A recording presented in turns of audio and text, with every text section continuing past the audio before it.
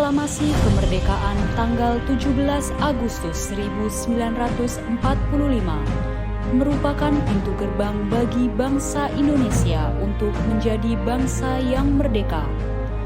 Kekuatan pertahanan pun mulai dibentuk dalam rangka mempertahankan kemerdekaan.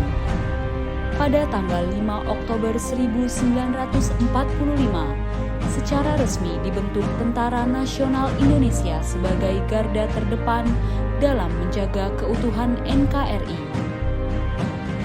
Selanjutnya, pada tanggal 9 April 1946, TRI Angkatan Udara berdiri secara resmi dengan dikeluarkan penetapan pemerintah nomor 6 SD tahun 1946. TRI Angkatan Udara membentuk organisasi jawatan perhubungan yang bertugas sebagai pembina radio-radio perhubungan di seluruh pangkalan-pangkalan udara. Pada beberapa pangkalan udara, bidang perhubungan sudah dirintis sejak pengambil alihan pangkalan udara dari Jepang. Para perintis memperbaiki peralatan perhubungan peninggalan Jepang hingga dapat dioperasionalkan menjadi alat komunikasi sebagai objek vital dalam mendukung perjuangan bangsa Indonesia. Pada tanggal 11 Oktober 1946, Stasiun Perhubungan Udara atau PHB pertama kali berdiri di Pangkalan Udara Maguwo dengan menggunakan pesawat pemancar berkekuatan 1,5 kW. Peralatan tersebut ditemukan dari instalasi bawah tanah peninggalan Jepang.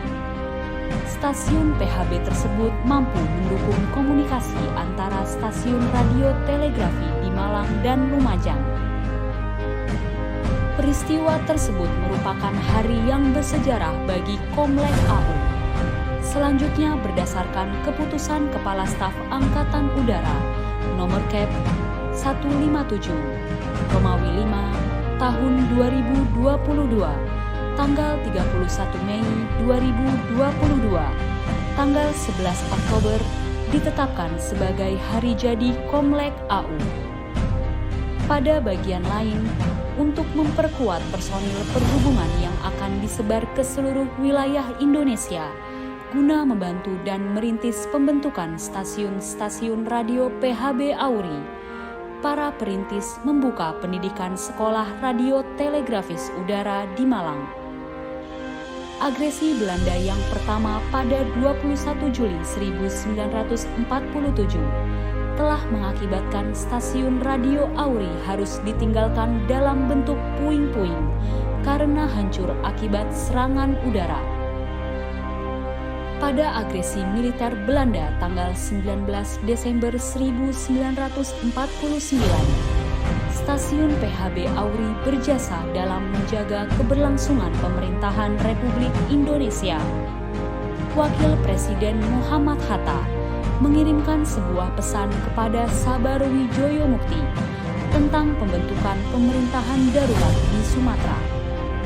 Pesan tersebut kemudian disebarkan ke seluruh stasiun radio perhubungan AURI yang ada di Indonesia melalui stasiun radio AURI yang berada di Terban Taman Yogyakarta.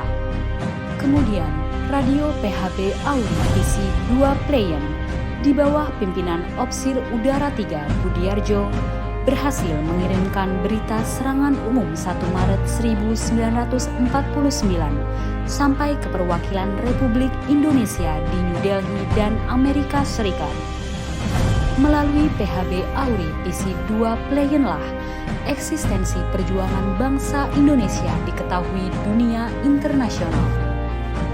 Perkembangan selanjutnya, pada tahun 1950, organisasi jawatan perhubungan berada di bawah komando teknik yang berkedudukan di Lanut Andir.